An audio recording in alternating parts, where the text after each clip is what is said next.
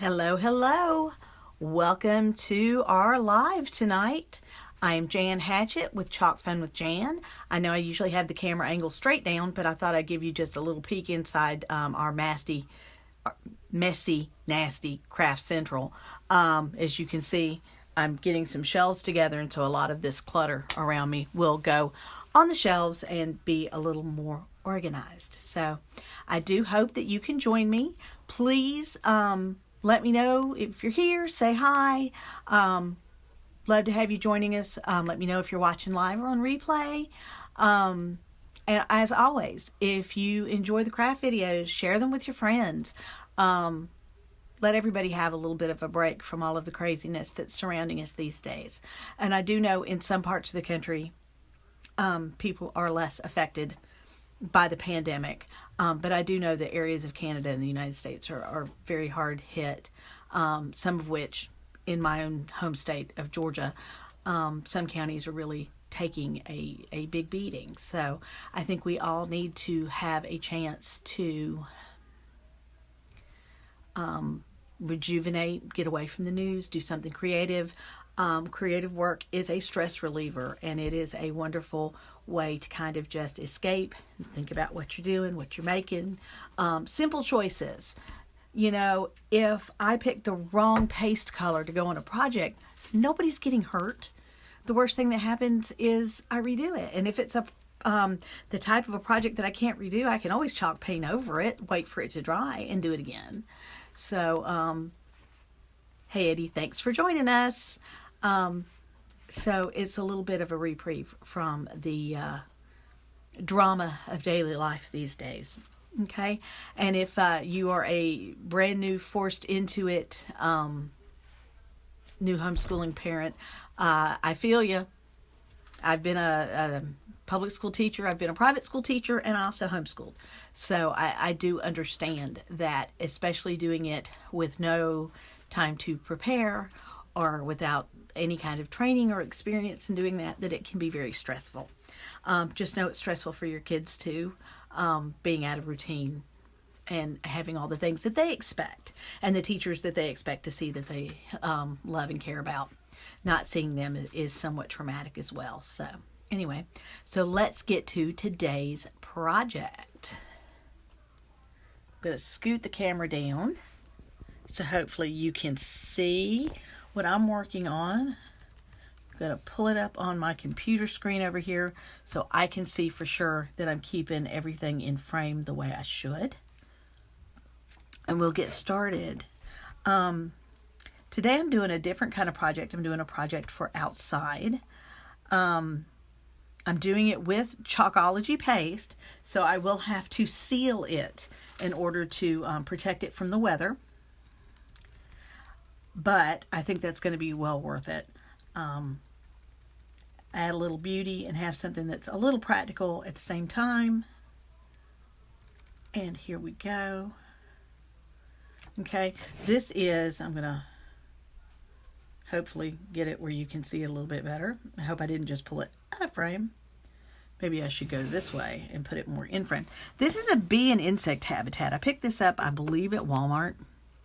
It's got little tubes that are in there, kind of held by friction, that carpenter bees or borer bees, or any kind of bee, can go in and make its own little home.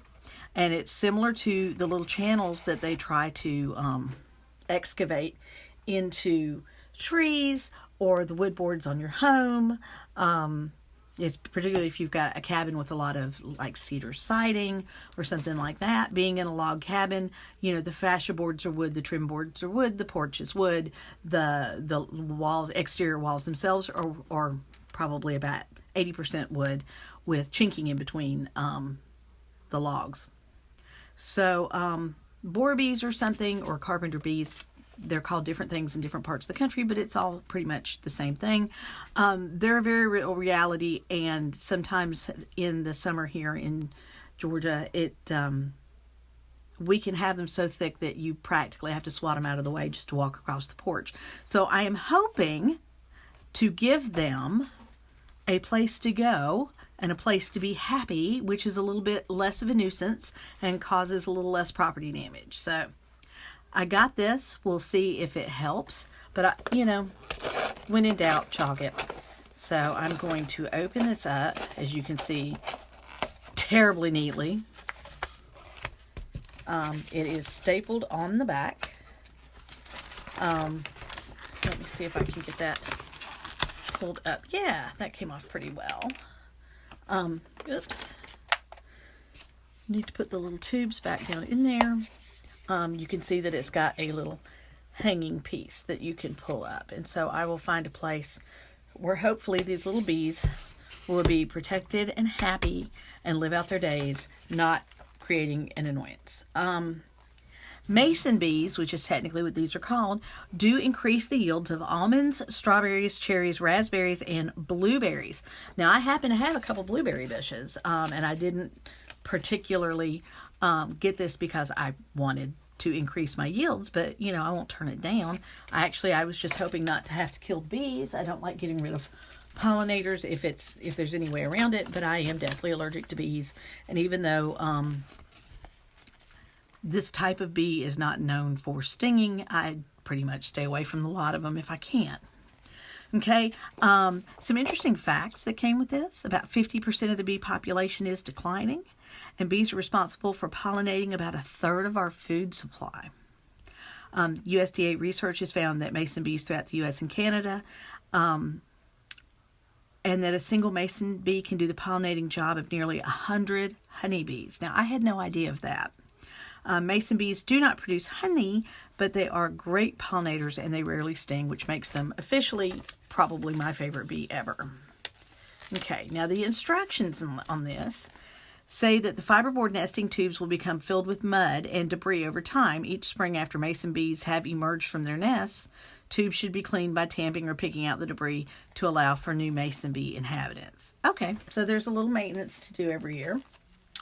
But I just think if I'm going to have a nice little home for my feathered friends, that I would like to just turn it around where you can see it a little bit better. We may as well make it cute. I'm all for making it cute. So one of our transfers that I have a few of, but are retired, but I can hook you up if you're interested, is the Be Humble and Kind transfer. And it comes with this little honeycomb section, which I just think would fit adorable right along the bottom here. So I think that's what I'm going to do. Now, this is a well-used transfer. It's not overly sticky. I'm hoping it's sticky enough to do the job because I'm not ready to retire it yet because it's cute. And it wraps around the 3 sides almost perfectly, close enough for what I'm doing. I really don't think any of these bees have been to an art gallery to see that there's different ways to do this. So I was debating on the different paste choices, and I pretty much came up with that my best bet was, ironically, Bumblebee. So I could do black, but black didn't seem right for the honeycombs. I do like the black and white, very neutral look, but I also don't want this to look out of place with the colors of nature because I don't want to scare my little bee friends away. So let me pull out a stir stick and get this paste stirred up. And then we can, there we go, pull out a squeegee as well. And oh, this is in pretty good shape. Some of my paste got really dried out when I had surgery, and I didn't keep them stirred up and moistened. So this one's actually in great shape. It's not going to take much stirring at all to have it just perfect. Awesome.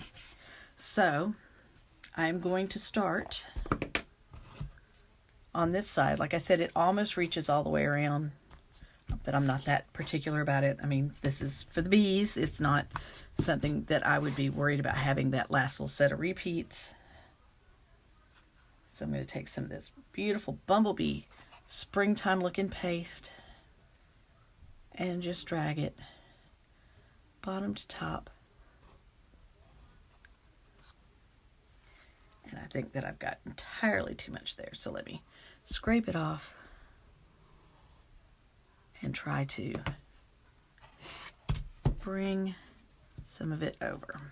Okay, now I'm just going to come across, doing my best to, with the Bumblebee paste, doing my best to try to stay on the vinyl, because I don't want to make a huge mess that may or may not clean up easily. I don't know that floral embellishments are the way to go with this, and that's kind of, bows and floral embellishments are kind of like my secret go-to hide any problems with the design kind of element. So now I'm going to tip this over and do this last little side, making sure it's pressed down really good.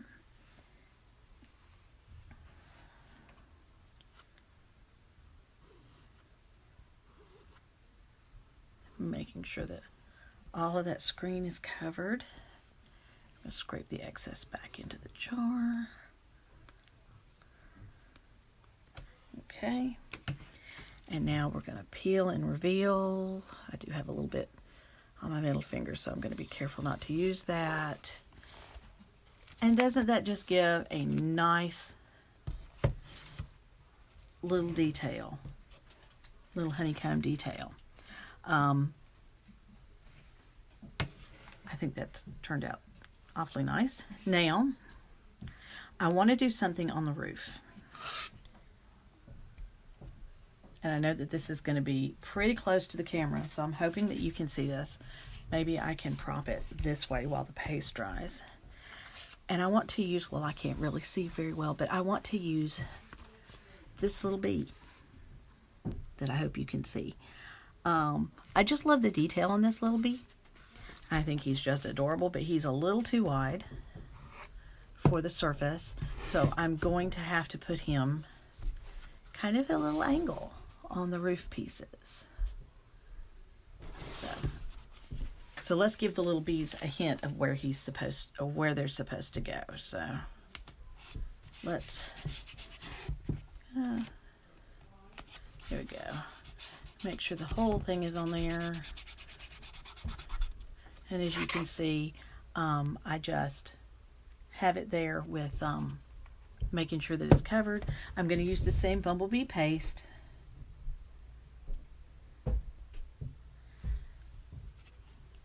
And I hope y'all can see this. It's kind of hard with the lag for me to know exactly what you're seeing. But we're going to...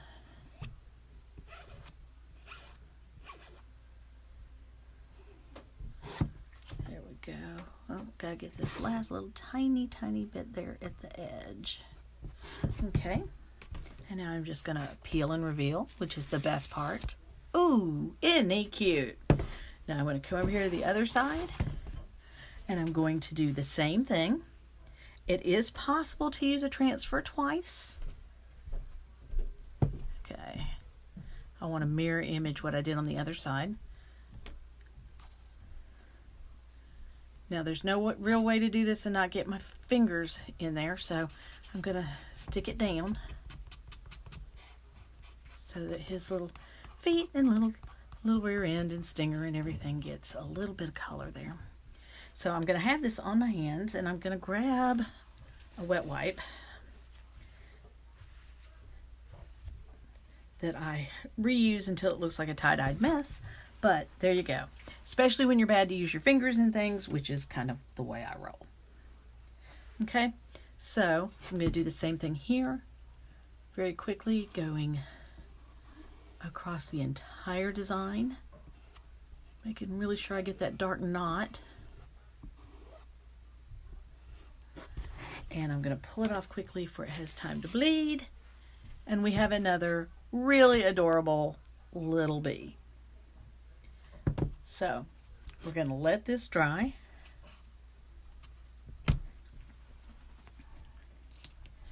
And when this is dry, I'm going to coat it with 3 coats. I'm going to tape off this portion with the tubes. I don't want anything that's going to mess with our little bee friends. And I'm going to use a spray acrylic sealer, kind of like a spray polyurethane. Clean up my board a little bit while we're talking. And I'm going to use that to make sure that I can have it sealed to the weather and have a little bit of interest on something that I'm going to put out near the house. Put a little personal touch on it. Don't know if the bees necessarily are going to care that I put a personal touch on it, but by golly gosh. This is for the bees. It's not something that I would be worried about having that last. I wasn't supposed to have it come up with sound, so I don't know why it did that all of a sudden. But here we go. And this is my final product. I will take it outside tomorrow, and I'll give it, tape this section off. I'll spray it good, wait about 30 minutes, do it again, and again 30 minutes, and then do it. And then after a couple of hours, it'll be ready to go outside. And with any luck, it will attract the carpenter and borer bees, mason bees, however you are accustomed to saying it, and give them a nice place to go and continue helping our little ecosystem. And it is clearly marked that this is for our friends the bees. So I hope you're doing well. Please let me know what types of craft projects you've been working on. If you've been organizing around the house, if you're working from home, let me know what you've been up to. It's very interesting to me to see what everybody is up to. And it's nice to connect and not feel quite so isolated. Do hope that you're having a good week. I do hope that you will continue to have a good week. And I will see you tomorrow with another really cool craft. I've got some different things to do. We might try something galvanized tomorrow. We'll see. We'll see what's up. Still got a couple t-shirts to make, so that might be an option. If there's something in particular you'd really like to see, let me know. We can probably work it out. So thanks for joining me, and I will see you tomorrow. Bye.